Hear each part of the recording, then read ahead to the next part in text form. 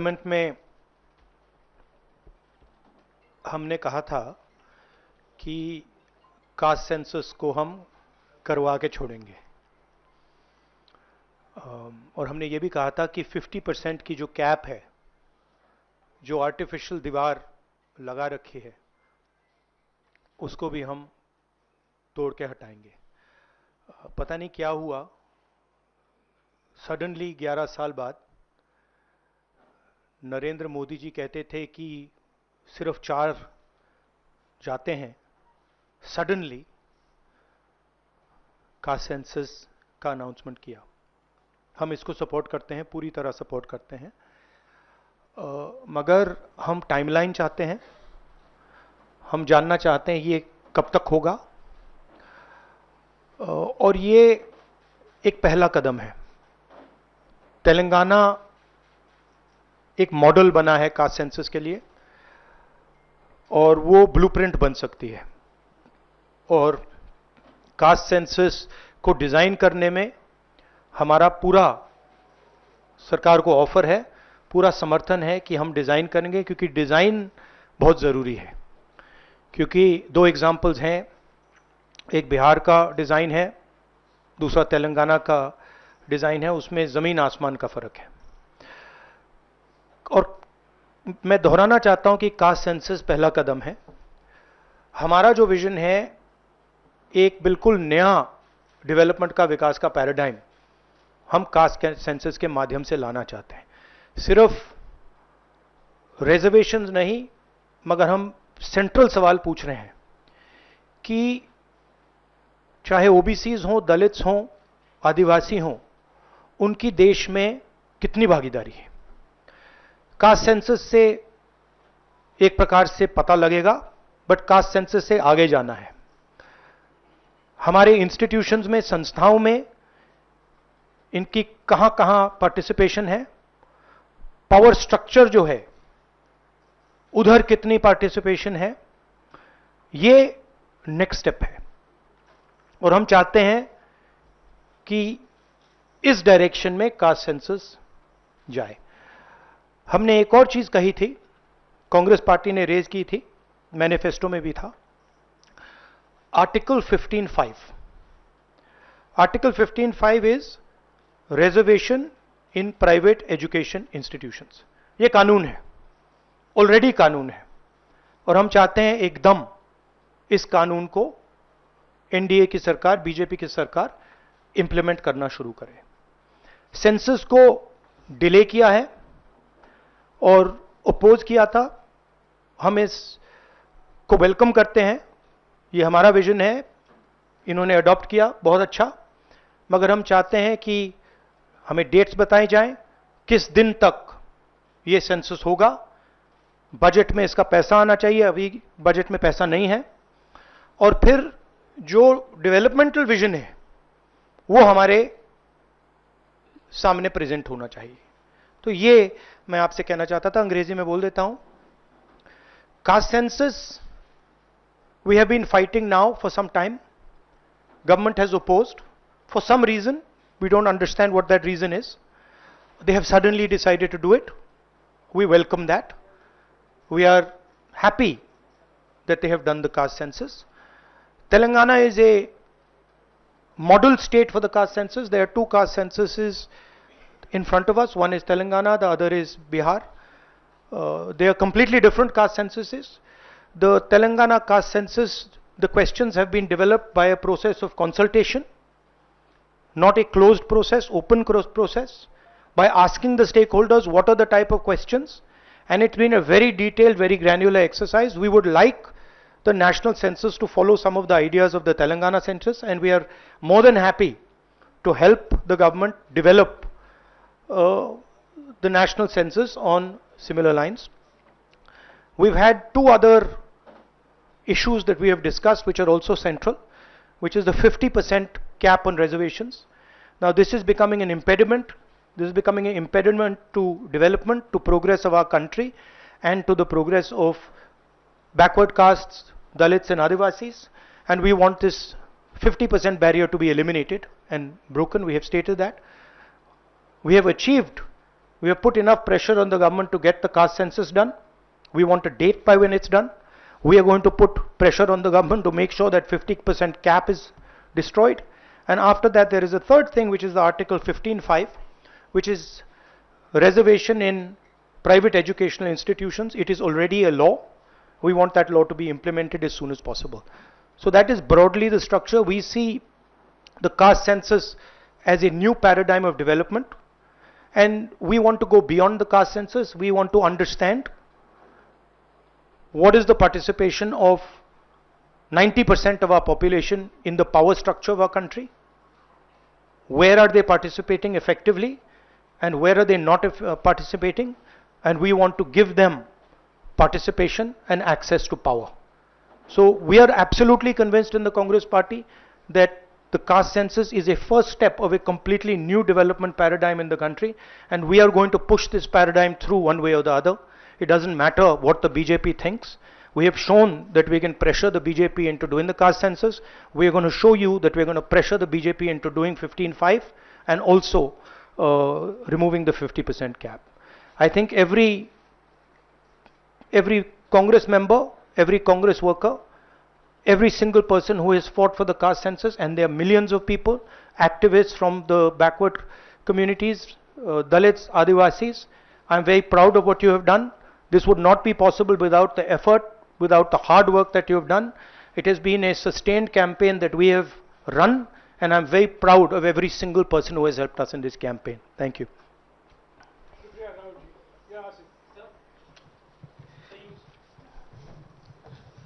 So you said that the government was opposed to this and suddenly decided to take this step. Do you think that this decision has been taken in light of the upcoming Bihar polls?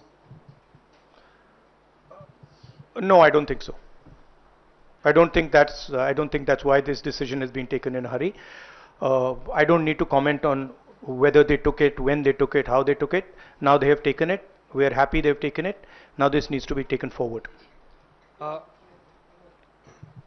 Sir, प्रधानमंत्री बार बार ये कहते थे कि ये 4 जातियां होती हैं सिर्फ देश में.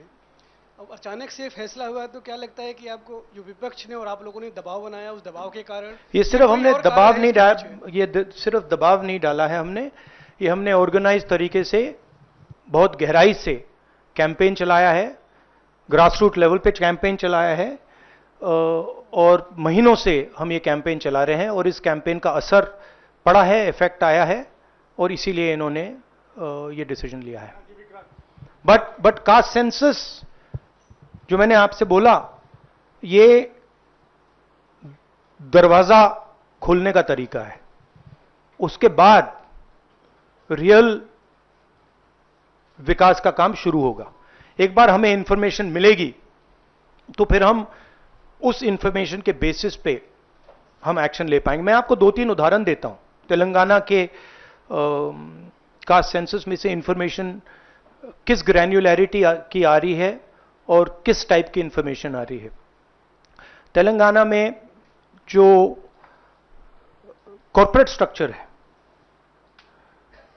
CEOs, management team, senior management, ownership structure, उसमें आपको एक दलित नहीं मिलेगा, एक आदिवासी नहीं मिलेगा, एक पिछड़े वर्ग का व्यक्ति नहीं मिलेगा. मैं कह रहा हूं एक नहीं मिलेगा.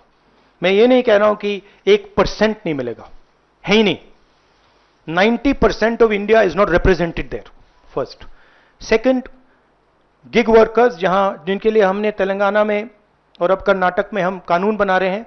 अगर आप गिग वर्कर्स की लिस्ट देखें, जिसको मैं मॉडर्न स्लेवरी कहता हूं, उसमें आपको सिर्फ ओबीसी, दलित और आदिवासी मिलेंगे.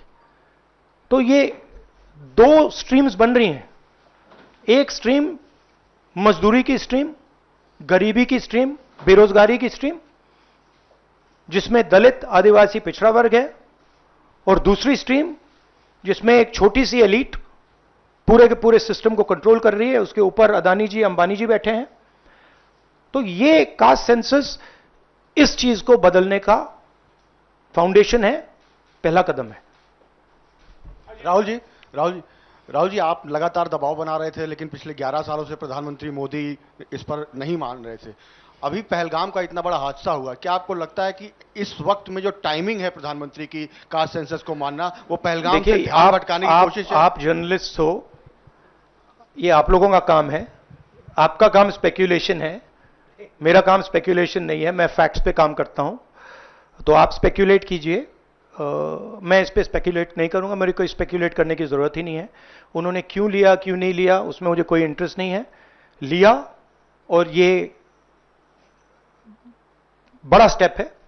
मैं सिर्फ ये समझना चाहता हूं कि ये सेंसस कब होगा और ये किस प्रकार से सेंसस होगा, कौन से सवाल इसमें होंगे, क्योंकि आप कह सकते हो कि हमने सेंसस कर दिया और फिर रेलेवेंट सवाल आपने नहीं पूछे तो फिर उसका कोई मतलब ही नहीं है। तो तेलंगाना में हमने बहुत गहराई से पब्लिक में जाकर कंसल्टेशन करके, लाखों लोगों से कंसल्टेशन करके हमने डिजाइन किया है। तो we want a people's census, we don't not want a bureaucrat census. Sir आप पहले ही कहते थे कि एक्सरे है ये, तो एक्सरे के लिए सरकार राजी हो गई है। किस तरीके से एक्सरे हो? आप बार बार तेलंगाना मॉडल की बात कर रहे हैं, तो क्या तेलंगाना मॉडल अडॉप्ट होना चाहिए?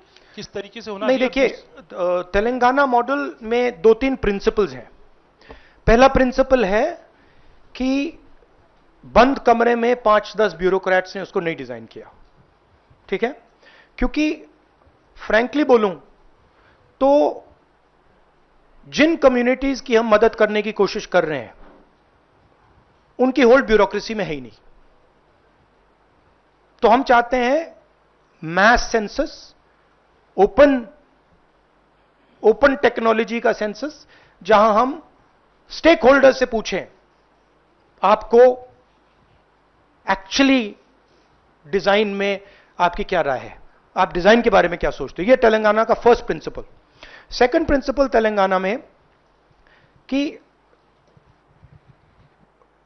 we have set up a expert group who is now going to study all the data and is going to present to the government of Telangana a vision based on caste census.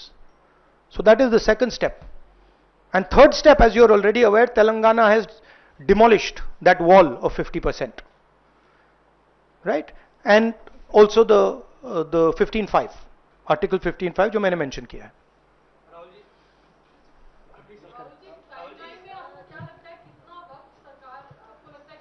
मुझे लगता है, मेरी immediate suspicion है कि ये वो women's bill वाली strategy timeline वाली है, but I hope that better sense prevails.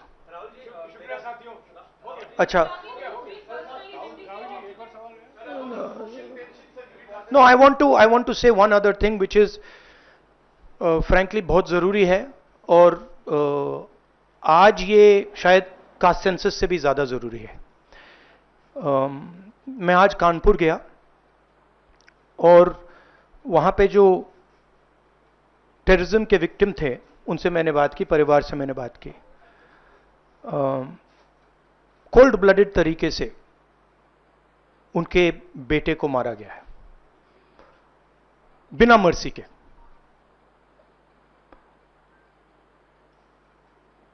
और 28 लोगों को ऐसे मारा गया है, बहुत सारे लोग घायल हुए हैं।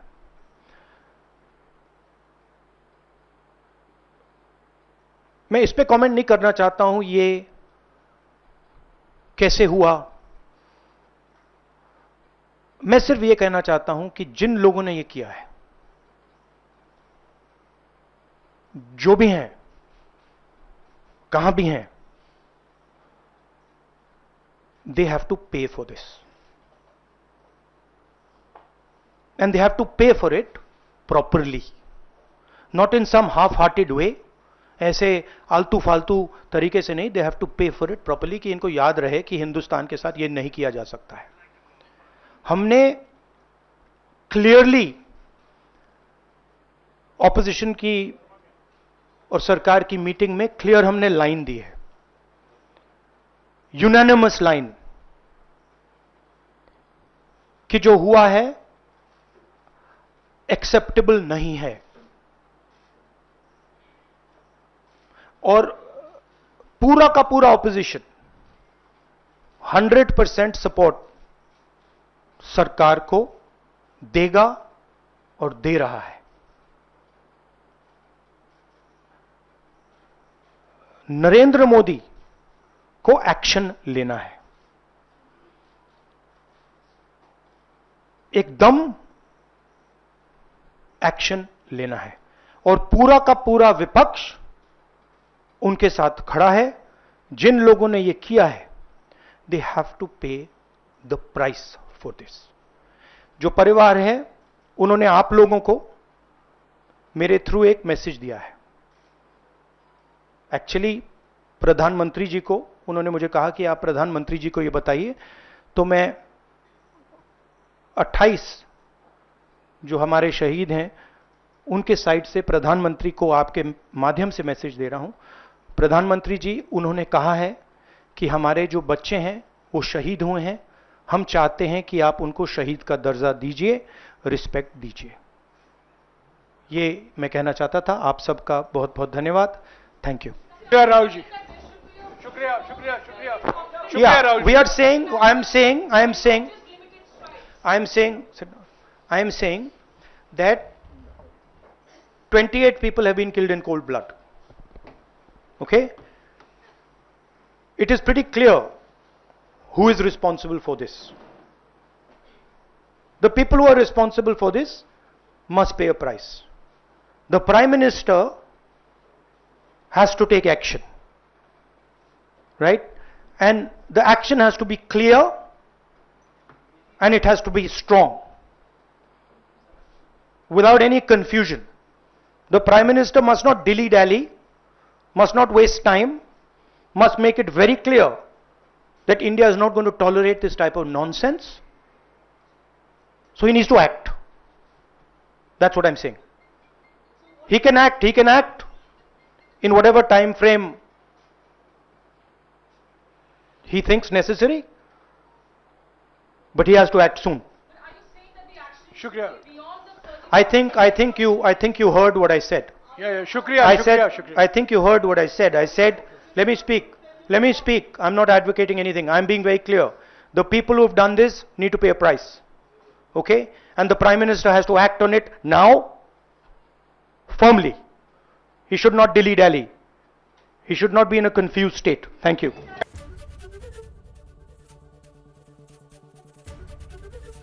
एबीपी गंगा, खबर आपकी, जुबान आपकी।